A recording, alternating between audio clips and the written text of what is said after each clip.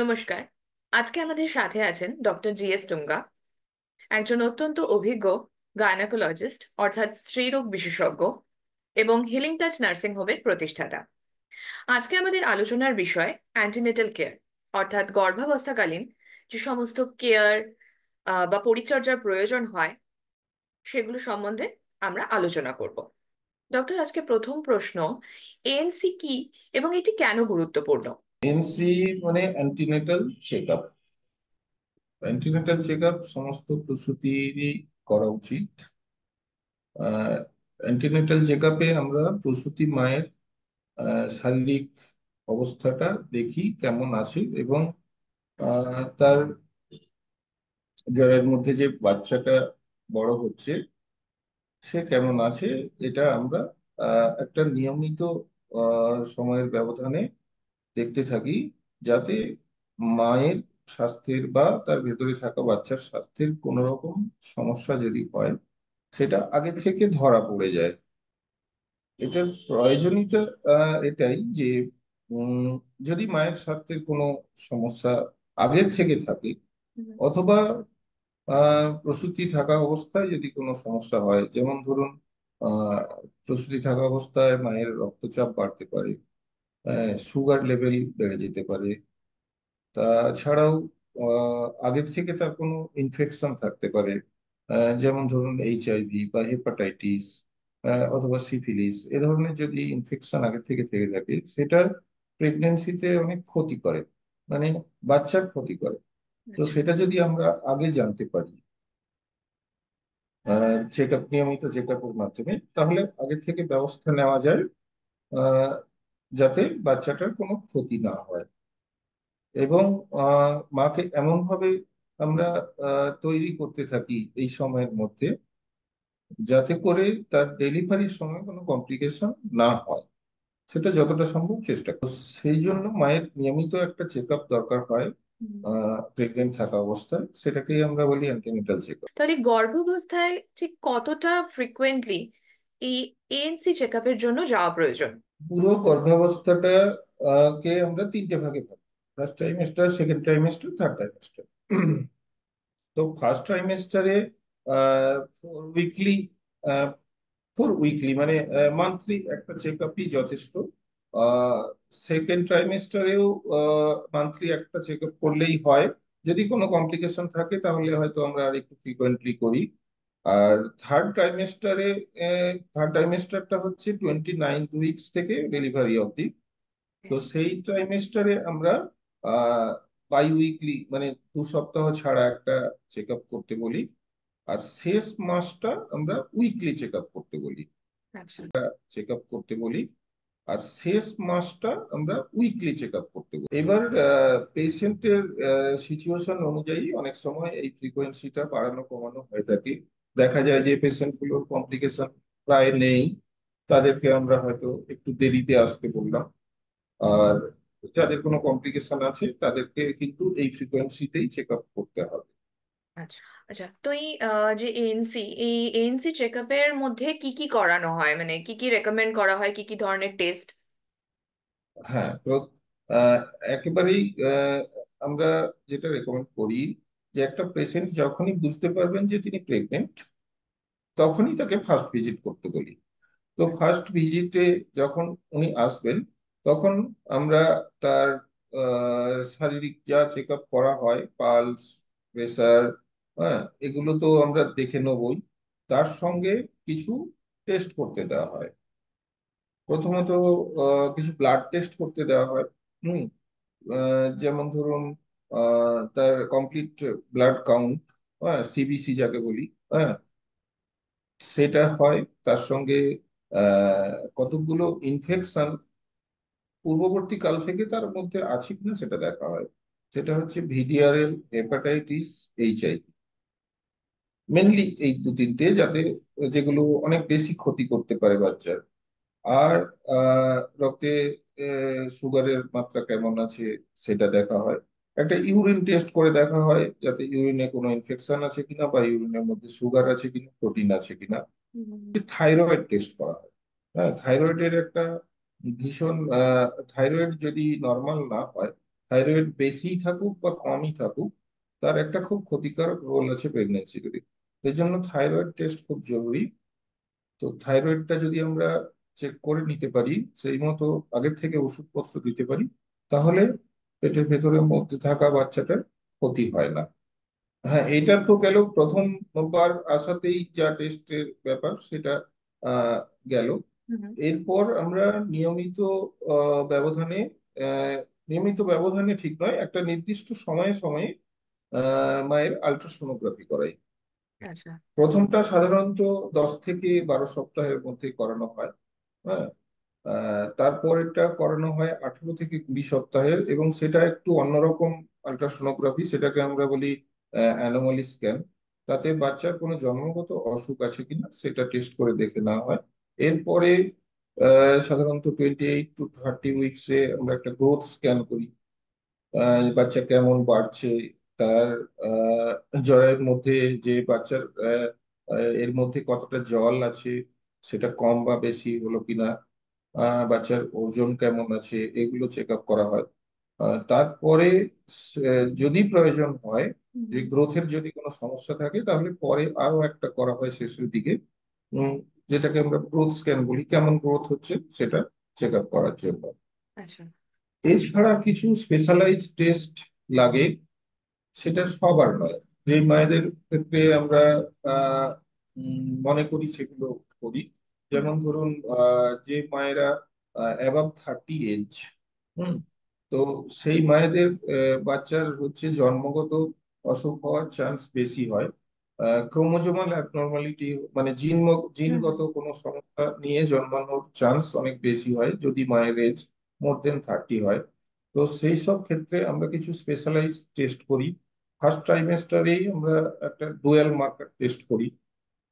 তাতে করে আহ, কোনো জিনগত কোনো অসুখ আছে কিনা, যেমন ধরুন ডাউন সিনড্রোম, এডওয়ার্ড সিনড্রোম বা পাটাও সিনড্রোম, এগুলো ধরা পড়ে যায়। আবার হচ্ছে গিয়ে 14 to 20 উইকসে আমরা ট্রিপল মার্কার টেস্ট করি, সেখানেও এই এগুলোই ধরা পড়ে। এছাড়া আরো কিছু জন্মগত অসুখ, যেমন ধরুন ওপেন স্পাইনা বাইফিডিয়া, অর্থাৎ দেখা যায় যে বাচ্চাটার উম, যে ভার্টিব্রাল কলামের মধ্যে আহ, যে এটা থাকে, নার্ভটা থাকে, সেটা ওপেন হয়ে থাকে। আচ্ছা। হ্যাঁ, তো সেই মানে সেটা ইভেন জন্মের সময়ও বন্ধ হয় না। সেই ধরনের আহ, কোনো অ্যাবনর্মালিটি আছে কিনা সেটা যদি আগে থেকে ধরা পড়ে, তাহলে কিছু ব্যবস্থা নেওয়া যায়। কিন্তু যদি না ধরা পড়ে, তাহলে কিন্তু সেই বাচ্চা আহ, জন্মানোর পরে অ্যাবনর্মাল হয়। তো সেটা যাতে না হয়, তার জন্য আগে থেকে আমরা যদি রোগটা ধরে নিতে পারি, তাহলে সুবিধা হয়। তার জন্য এই ডুয়াল মার্কার, ট্রিপল মার্কার, এই টেস্ট গুলো করা হয়। এগুলোতে অ্যাকচুয়ালি এই টেস্ট গুলো আবার সব সময় একেবারে অ্যাকুরেট রেজাল্ট দেয় না।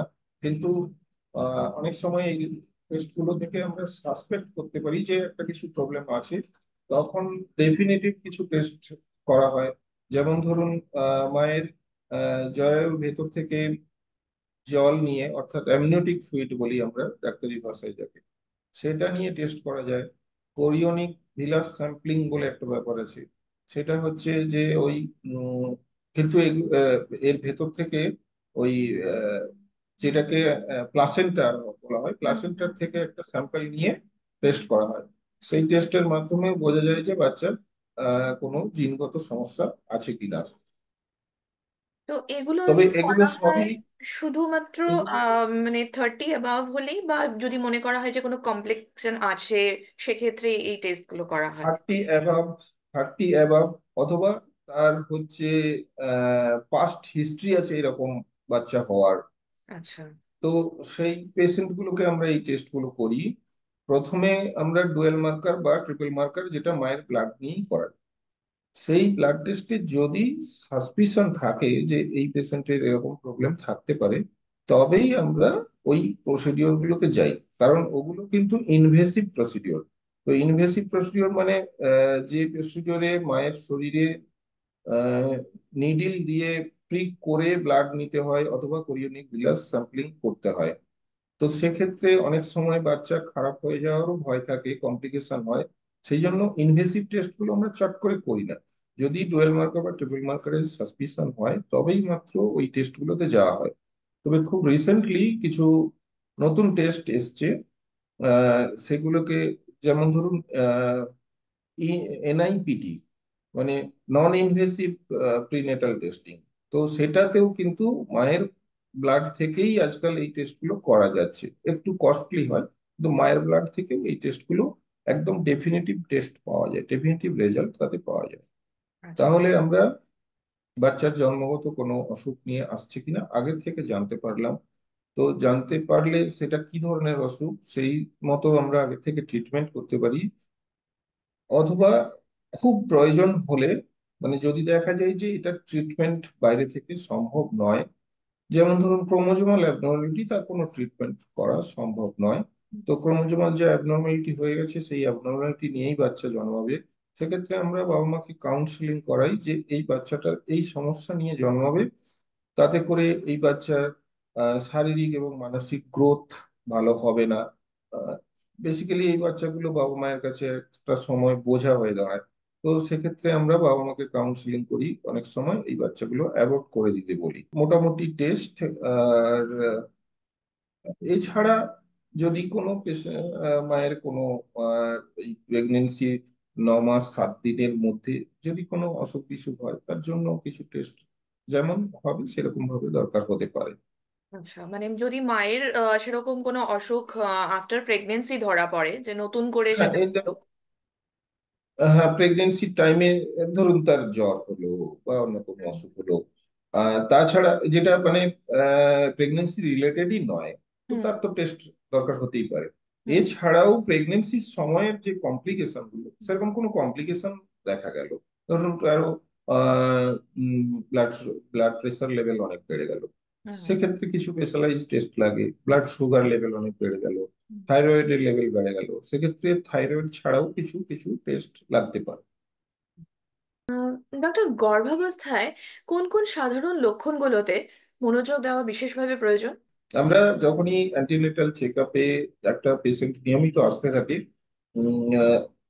প্রথম চেক আপ থেকেই আমরা তাদের কিছু আহ, কিছু এডুকেশন দিই, কিছু শিক্ষা, মানে কিছু কিছু জিনিস বলে দিই যে উনি কি করবেন কি করবেন না, বা কি সিমটম মেলে কি ধরনের এমার্জেন্সি তৈরি হলে কি করবেন, এগুলো আমরা বলতে থাকি।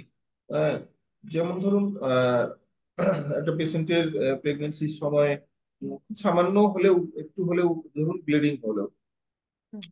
তো সেক্ষেত্রে তাকে কি করতে হবে, সেটা আমরা আগের থেকে ঠিক বলি, মানে শিখিয়ে দিই যে আপনি ব্লিডিং হলে সঙ্গে সঙ্গে আমাকে অন্তত ফোন করে জানাবেন, একেবারে রেস্টে থাকবেন।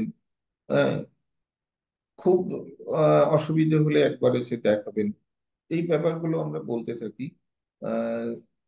তো এই ব্লাড যে সুগার বা প্রেসার এগুলো তো বেড়ে গেলে উনি বুঝতে পারবেন না, হুম। কিন্তু কতগুলো সিমটম উনি বুঝতে পারবেন। যেমন ধরুন পেটে ব্যথা হওয়া, খেতে না পারা, বমি বমি ভাব, হুম। আহ, বা কোনো স্পেসিফিক খাবার উনি একেবারেই খেতে পারছেন না।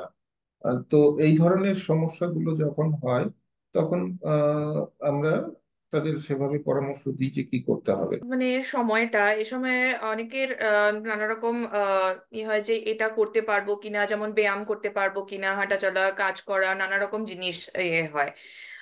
তো হ্যাঁ, সেক্ষেত্রে মানে এই পিরিয়ডের অন্যান্য যে ধরনের আহ, আহ, কি বলা হচ্ছে যে টেক কেয়ার, নিজের যত্ন নেওয়া, সেসব সম্বন্ধে যদি কিছু বলেন। হ্যাঁ, একটা প্রেগনেন্ট পেশেন্টকে মেন্টালি সাপোর্ট দেওয়াটা খুব ইম্পর্টেন্ট ব্যাপার।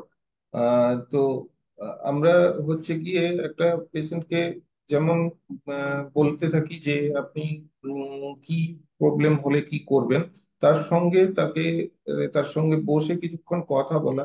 অ্যাকচুয়ালি প্রথমবার যিনি প্রেগনেন্ট হয়েছেন তিনি তো কিছুই জানেন না, তো ন্যাচারালি ওনাদের মধ্যে একটা ভয় কাজ করে, যে কি হবে, কোন সময় কি প্রবলেম হবে, ডেলিভারির সময় কতটা কষ্ট হবে। তো সেগুলো সম্পর্কে আমাদের আমরা ওদেরকে জানাই যে এটা এরকম হয়। তো তাদের একটা এডুকেশন দেওয়া, মেন্টালি সাপোর্ট দেওয়া, একটা পরিকল্পনা করা যে কিভাবে ডেলিভারিটা হবে। তো এগুলো আমরা করি। এছাড়া যেটা আপনি জিজ্ঞেস করছেন ব্যায়ামের ব্যাপারটা, ব্যায়াম হাঁটা চলা, হুম। অ্যাকচুয়ালি প্রেগনেন্সিটা কোনো অসুখ নয়, নর্মাল একটা ব্যাপার। তো আমরা কেয়ার করি কেন, যেটা যাতে এটা একদম হ্যাসেল ফ্রি হয়। তো তাই জন্য একটা পেশেন্ট প্রেগনেন্ট হওয়ার পর উনি ওনার খাওয়া দাওয়ায় খুব একটা কিছু রেস্ট্রিকশন থাকে না, করি না আমরা। হাঁটা চলার কোনো রেস্ট্রিকশন করি না। ব্যায়াম উনি করতেই পারেন, কিন্তু সেগুলো কোন কিছু স্পেসিফিক ব্যায়াম করবেন, দু চারটে করবেন না, সেগুলো আমরা বলে দিই যে কোনগুলো করবেন না কোনগুলো করবেন। হ্যাঁ, একটা নর্মাল প্রেগনেন্সি পেশেন্ট উনি নর্মালি থাকতে পারেন, ওনার বিশেষ কিছু রেস্ট্রিকশন নেই, হাঁটা চলা ব্যায়ামের কোনো রেস্ট্রিকশন তেমন কিছু নেই। কিন্তু কিছু কিছু পেশেন্ট যাদের কোনো কমপ্লিকেশন আছে, তাদের ক্ষেত্রে কিছু কিছু রেস্ট্রিকশন অবশ্যই থাকে। সেটা আমরা পরিস্থিতি মাফিক পেশেন্ট অনুযায়ী তাদেরকে পরামর্শ দিয়ে দিই যে আপনি এটা করবেন, এটা করবেন। তো এই যে ব্লিডিং এর ব্যাপারটা, এটা এক্স্যাক্টলি মানে প্রেগনেন্ট হওয়ার কতদিন পরে মোটামুটি দেখা যায়, কিন্তু and কি কি কারণে হতে পারে, মানে কতটা চিন্তার বিষয়? ডিউরিং প্রেগনেন্সি এক ফোঁটা ব্লিডিং চিন্তার বিষয়, এবং ব্লিডিংটা যে কোনো সময়ই হতে পারে, থ্রু আউট প্রেগনেন্সি যে কোনো টাইমেই হতে পারে।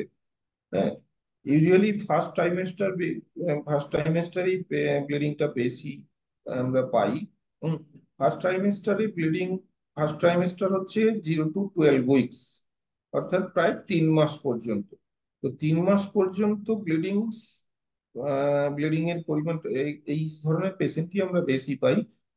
এবং সেই ব্লিডিং হওয়া মানে কিন্তু একেবারে ভয়ের ব্যাপার। আমরা মানে ভাবি যে বোধহয় বাচ্চাটা অ্যাবর্ট হয়ে যাচ্ছে। হ্যাঁ, তো যখনই এরকম পেশেন্ট আসে, আমাদের ফার্স্ট রেকমেন্ডেশন থাকে কি যে ওনাকে একেবারে বেড রেস্টে থাকতে হবে। সেক্ষেত্রে কিন্তু ওই হাঁটা চলা, কাজকর্ম করা, এগুলো উনি করতে পারবেন না অন্তত 15 দিনের জন্য। আমরা একেবারে বেড রেস্ট দিই, তার সঙ্গে কিছু মেডিসিন দিই। হুম। আর আল্ট্রাসোনোগ্রাফি করে দেখে নিই যে ভেতরে এক্সাক্ট কি সিচুয়েশনটা হয়েছে, কেন ব্লিডিং হলো। তো যে সকল মায়েদের প্রেগনেন্সি আসার পর প্লাসেন্টাটা, মানে যেটা বাংলায় মানে গ্রামের লোকেরা ফুল বলে, সেটা যদি জরায়ুর তলার দিকে আটকে থাকে, তাহলে ব্লিডিং হওয়ার চান্স বেশি থাকে। তবে ব্লিডিং হওয়ার পরে আমরা সঙ্গে সঙ্গে দেখে নিয়ে যে পরামর্শগুলো দিই, সেগুলো যদি উনি মেনে চলেন, তাহলে বেশিরভাগ ক্ষেত্রে কিন্তু ক্ষতি খুব একটা কিছু হয় না। আর এই তলার দিকে ফুল আটকে যাওয়া, যেটা মানে প্রথম দিকে হয়, এটা কিন্তু ওভার দ্য টাইম, মানে প্রেগনেন্সির মাঝেই আস্তে আস্তে ওপর দিকে চলে যাওয়ার 80% সম্ভাবনা থাকে। আচ্ছা। কাজেই কিছুদিন সময় দিলে ওই প্লাসেন্টাটা যদি ওপর দিকে চলে যায়, তখন আর ব্লিডিং হওয়ার ভয় থাকে না, তখন আর কোনো ভয় থাকে না। তো কাজেই সেই সময়ে রেস্ট নেওয়া এবং ওষুধপত্র নিয়ম করে খাওয়া, বা আমরা যে পরামর্শগুলো দেবো সেগুলো একটু মেনে চললেই জিনিসটা ঠিক হয়ে যেতে পারে। এছাড়া সেকেন্ড ট্রাইমেস্টার বা থার্ড ট্রাইমেস্টারেও ব্লিডিং হতে পারে। সেক্ষেত্রে সাধারণত হয়ে থাকে 1 নম্বর, ওই ফুলটা যদি ওপর দিকে না চলে যায়, নিচের দিকেই থেকে যায়, একেবারে জরায়ুর মুখের কাছে অথবা মুখকে ঢাকা দিয়ে থেকে যায়, সেক্ষেত্রেই যেটাকে আমরা বলি প্লাসেন্টা প্রিভিয়া। তো তার জন্য ব্লিডিং হতে পারে। একেবারে শেষের দিকে থার্ড ট্রাইমেস্টারে, অর্থাৎ শেষ 3 মাসের সময় আহ, যখন যদি ব্লিডিং হয়, সেটা দুটো কারণে হতে পারে। একটা, ওই প্লাসেন্টা প্রিভিয়া থেকে গেল আগের থেকে, যেটা উপর দিকে যে গেল না। আমি যেটা বললাম যে 80% কেসে উপর দিকে চলে যায়, কিন্তু 20% থেকে যেতে পারে। সেই 20% কেসে এরকম ব্লিডিং হতে পারে। এছাড়া আরেকটা জিনিস হয়, প্লাসেন্টাটা তার যে বেস, মানে যেখানে সেটা আটকে আছে, সেখান থেকে অনেক সময় খুলে যায়, উঠে আচ্ছা। ছিঁড়ে উঠে চলে আসে। তো সেখানে তার জন্য ব্লিডিং হতে পারে। যে কোনো সময়ের প্রেগনেন্সির যে কোনো সময়ের bleeding, first trimester, second trimester বা থার্ড ট্রাইমেস্টার, যে কোনো সময়ের ব্লিডিং এ কিন্তু একটা এমার্জেন্সি বিষয়। সঙ্গে সঙ্গে ডাক্তারকে দেখানো দরকার। হুম। ডাক্তার সেটা অ্যাসেস করবেন যে কি জন্য হচ্ছে, সেই মতো মেডিসিন দেবেন, সেই মতো পরামর্শ দেবেন। থার্ড ট্রাইমেস্টারে প্লাসেন্টা প্রিভিয়া বা ওই যে যেটা বললাম প্লাসেন্টা ছিঁড়ে যাওয়া, তাকে আমরা বলি প্লাসেন্টাল অ্যাব্রাপশন। তো এগুলো একেবারেই ভীষণ এমার্জেন্সি ব্যাপার। হুম। তার জন্য এমনও হতে পারে যে আমরা প্রিম্যাচিউরলি বেবিকে ডেলিভারি করিয়ে দিতে হতে পারে, বাচ্চা এবং মায়ের দুজনেরই জীবন বাঁচানোর জন্য। একটা ইম্পর্টেন্ট ব্যাপার হচ্ছে প্রেগনেন্সির সময় কিছু ভ্যাকসিন দেওয়ার ব্যাপার থাকে। আচ্ছা। হ্যাঁ, তো সেই ভ্যাকসিন গুলো, ভ্যাকসিন মানে যেটা হচ্ছে যে একদম রেগুলারলি যে ভ্যাকসিনটা আমরা দিই সেটা হচ্ছে টিটেনাস টক্সয়েড। আচ্ছা। টিটেনাসটা টিটেনাস টক্সয়েডটা প্রেগনেন্সির সময় দেওয়া হয় অ্যাকচুয়ালি মায়ের প্রোটেকশনের জন্য নয়, বাচ্চার প্রোটেকশনের জন্য। হ্যাঁ, তো একটা সময় ছিল যখন এই টিটেনাস ভ্যাকসিন নিয়ে এত কিছু হতো না, তখন যেটা হতো নিউবর্নের টিটেনাস হওয়ার ভয় থাকতো। তো টিটেনাস এমনই একটা অসুখ, নিউবর্নে টিটেনাস হলে সেই বাচ্চাকে বাঁচানো খুবই কঠিন ব্যাপার, প্রায় বাঁচেই না।